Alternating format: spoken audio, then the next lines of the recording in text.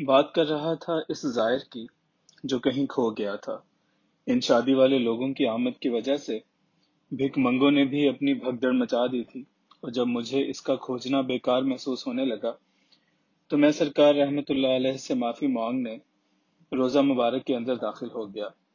پائنتی کی جانب ایک کونے میں کھڑے ہو کر اپنی ندامت اور حماقت کا اظہار کرنے لگا۔ کوئی ایسی بھیڑ بھی نہیں تھی۔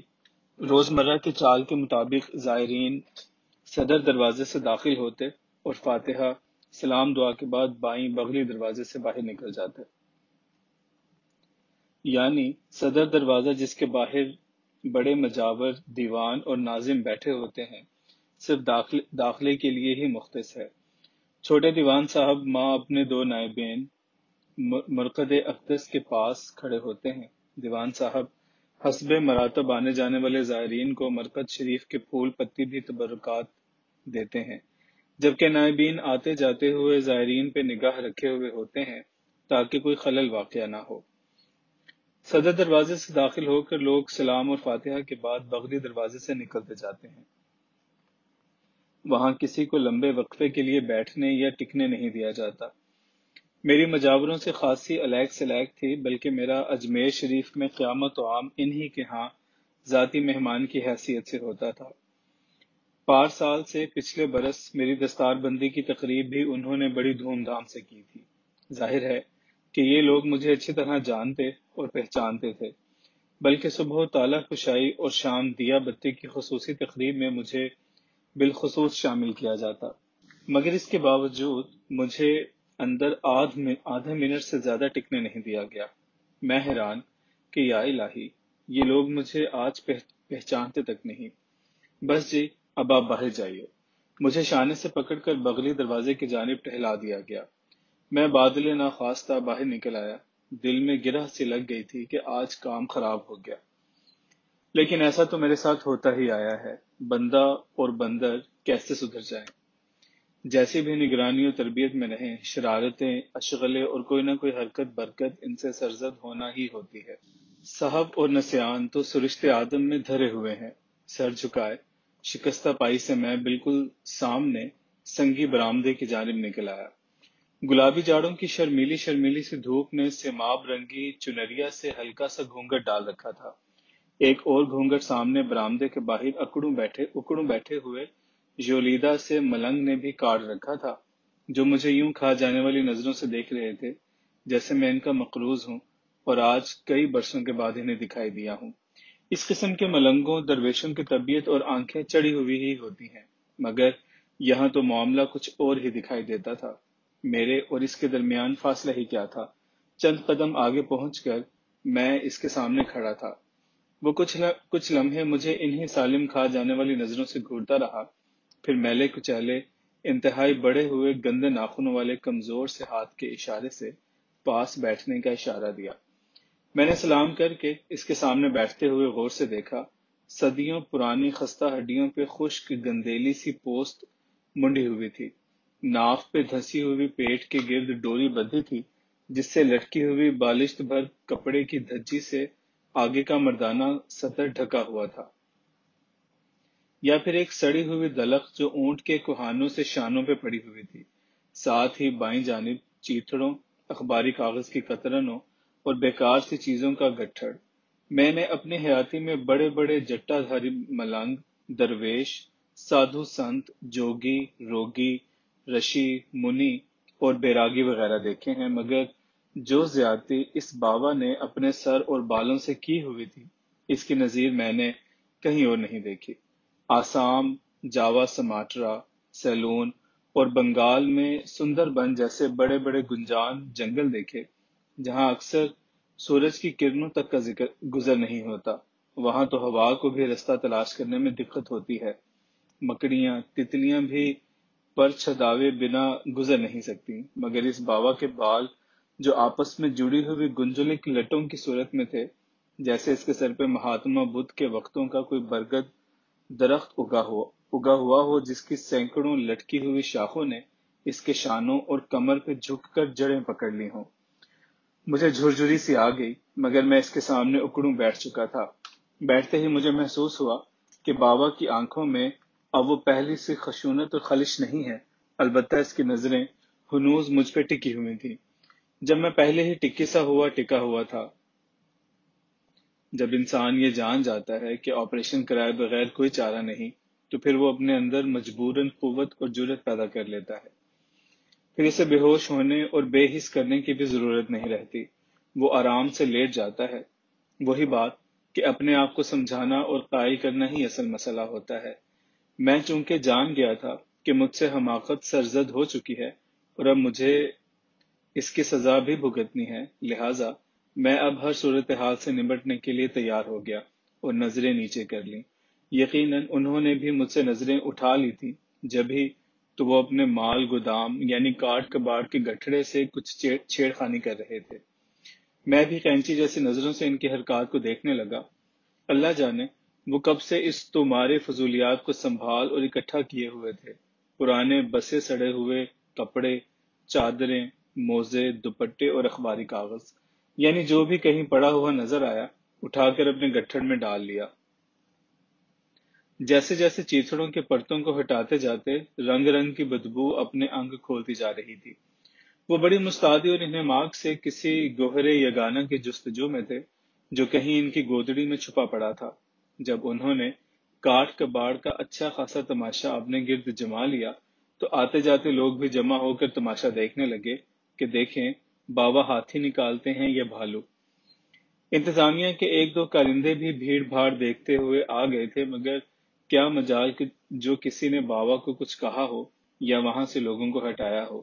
ادھر بابا اپنی موج میں مگن تھے، نہ یہ دھیان کہ جب اتھل پتھل کرتے ہوئے وہ ذرا جھکائی لیتے ہیں تو نیچے سے بے پردہ بھی ہو جاتے ہیں، نہ یہ خیال تھا کہ ان کے ارد گرد کافی مجمع اکٹھا ہو چکا ہے جو ان کی کارکردگی ملاحظہ کر رہا ہے، اور میں تو تھا ہی چکنی مٹی کا مادھو، ایک بچہ جمورہ کی مانند سامنے دھرنا دیے بیٹھا تھا کہ ابھی بابا جھولے سے پترے کی بنی ہوئی کند سے چھری نکالیں گے، مجھے لٹا کر میری زبان کاٹ کر لوگوں کو دکھا دکھا کر پکاریں گے، آل اولاد والا دے گا، مولا حسین کا پیارا دے گا، اور میں ایڑیاں رگڑتے ہوئے منہ سے خون کے بلبلے اور جھاگ نکال رہا ہوں گا۔ بہرحال اچھی خاصی چھانٹی کے بعد بالآخر بابا کو وہ گوہر مقصود مل ہی گیا جس کو ایک نظر دیکھنے کے لیے یہ ساری ضرب تقسیم جمع ہوئی تھی۔ بابا ایک پرانے گندے سے کپڑے میں لپٹی ہوئی کسی چیز کو ٹٹول رہے تھے۔ تہ در تہ کپڑا اتارنے کے بعد ایک پرانا رنگ والا ڈبہ برآمد ہوا جس کے اوپر ٹھکا ہوا ڈھکن ہوتا ہے۔ ڈبے پہ بے جا مختلف رنگوں کے داغ نشان موجود تھے۔ خدا جانے بابا نے یہ ڈبہ کہاں سے اٹھایا تھا۔ بابا پہلے تو اسے گھورتے رہے، پھر ہلا جلا کر کان کے قریب لے جا کر کچھ سننے کی کوشش کرتے رہے، پھر منہ کے قریب لا کر زیر لب کچھ کہنے سننے میں لگ گئے۔ ارد گرد لوگ جیسے انہیں سانپ سونگھ گیا ہو۔ بابا کی ہر حرکت سے ان کے دلوں کی دھڑکن تیز ہو جاتی کہ پتہ نہیں ڈبے کے اندر قید کوئی شیش ناگ ہے یا کوئی جن جس سے بابا راز و نیاز کی باتیں کر رہے ہیں۔ ہر لمحہ تماشائیوں کی تعداد میں اضافہ ہو رہا تھا، بلکہ دھکم پیل بھی شروع ہو چکی تھی۔ میں اور بابا بیٹھے تھے، لوگ کھڑے تھے۔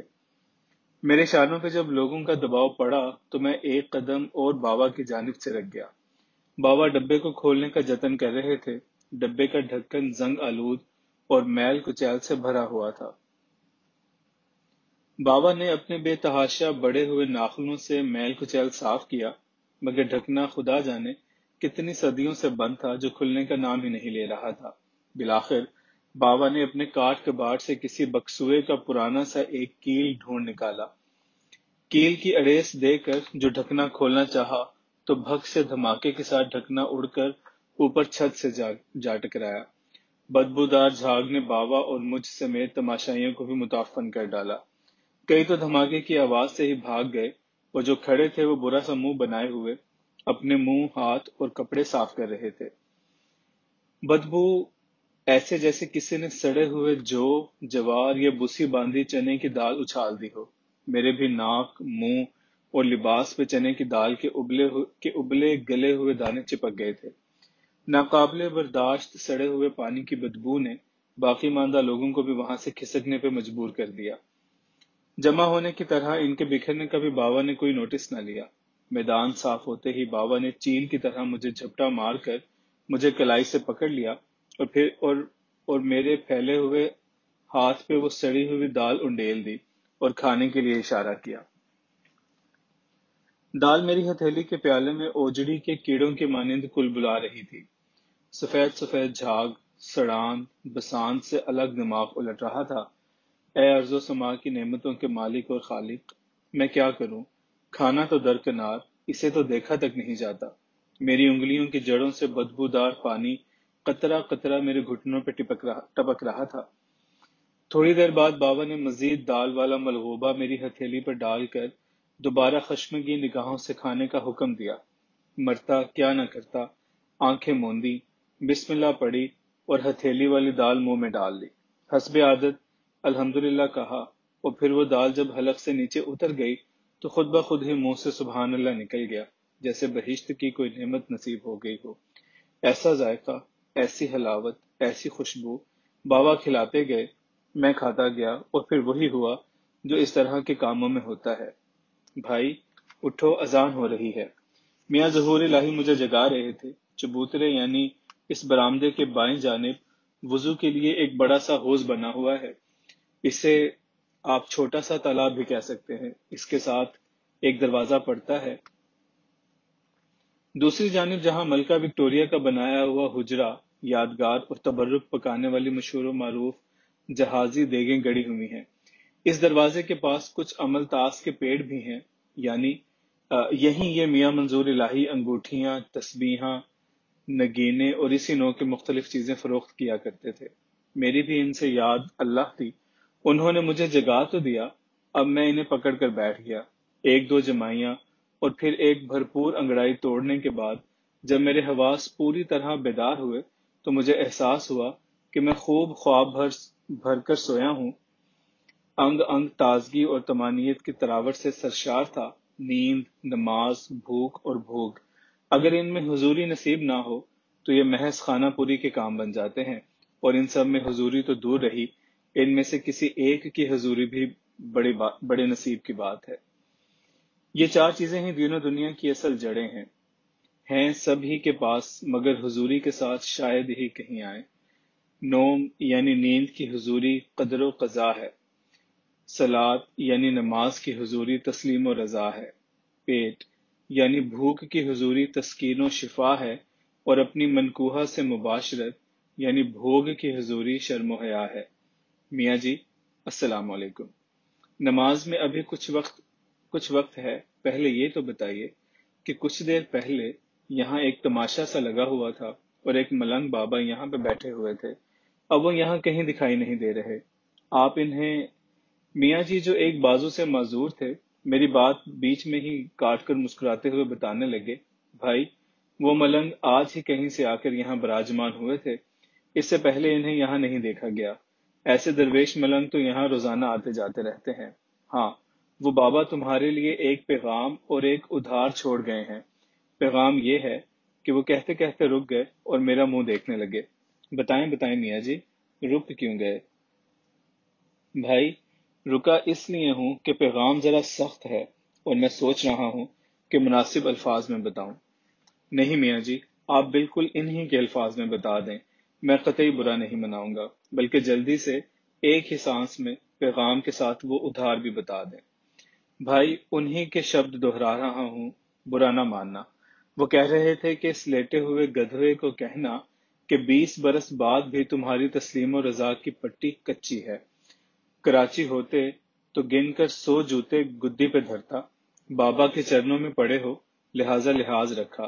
54 جرمانہ بھی ڈال گئے، مجھ سے چاندی کا چھلا لے کر پہن لیا اور کہا ہے کہ تو یہ 51 کا پرتم اس گدھوے سے پوری 54 ہی وصولنا، اور بھائی ایک کاٹ کباڑ والا گودڑا بھی۔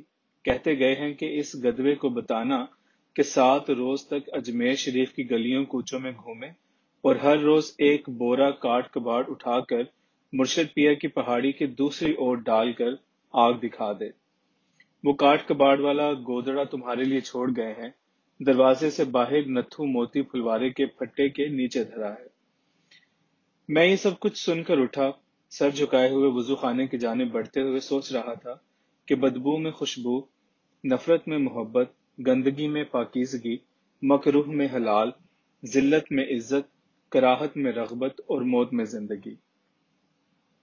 یہ الٹا سیدھا چکر یوں ہی چلتا رہتا ہے، الیکٹران کے ساتھ پروٹون، گرم کے ساتھ ٹھنڈا۔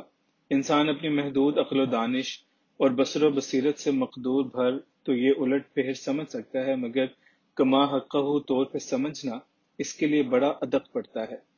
یہ اپنی سرشت سے مجبور ہو کر ہمیشہ نسیان، سہو، سہل پسندی، کسل مندی، ابہام و تشکک اور گو مگونی کا شکار بنا رہتا ہے۔ یہ جگ ہنسائی اور سر کھپائی کے جو درویشی سلسلے ہیں، ان میں قطرے کے گوہر بننے تک جو مراحل، مہمات اور مشکلات پیش پڑتی ہیں، ان سے نبرد آزمائی توفیق الہی کے بغیر ممکن ہی نہیں ہوتی، اور ساتھ بابا بھی ڈنڈے والا اور ڈنڈی پٹی والا ہونا چاہیے، جو اپنے بچے جمورے کی ہر آڑے کڑے وقت پہ رہنمائی کر سکے، اور اس کے سہو و سقم پہ اسے ہلکی بھاری سرزنش کے بعد قائم اور ثابت رکھ سکے۔ اسی لیے ہر اصول پسند سکہ و سخت گیر استاد کے ہاتھ میں ایک چھڑی ضرور ہوتی ہے، اور ہر افسر، چوکیدار، چرواہے، مرشد، رہبر کے پاس امیر شریعت سید عطا اللہ شاہ بخاری جیسا ڈنڈا یا عصا ضرور ہوتا ہے، جس سے وہ بھیڑ بکریوں، اپنے ساتھ چلنے والوں، چور اچکوں، دین و دنیا میں فساد پیدا کرنے والوں اور فرد و قوم کو ان کی حدود اور گرسر میں رکھتے ہیں۔ میں تو تھا ہی شکلی، بارہ ماسیہ اور پکا پکوک، نفس شرارتوں اور اچیلیوں کی نفیریاں بجانے والا۔ میرے بڑے اگر میرے سر پہ نہ ہوتے اور مجھے نہ سمجھاتے تو میں گئے وقتوں کا کہیں بے بختہ ہو گیا ہوتا۔ میرا ذرا کہیں قدم لڑکھڑاتا، ادھر سے کھٹ سر پہ جوتا پڑتا، غلطی کا احساس ہوتے ہی فوراً سنبھل جاتا۔ بس اسی لڑکھڑانے، گرنے، سنبھلنے میں ہی بوڑھا ہو گیا، تسلیم و رضا میں کچا پکا ہی رہا۔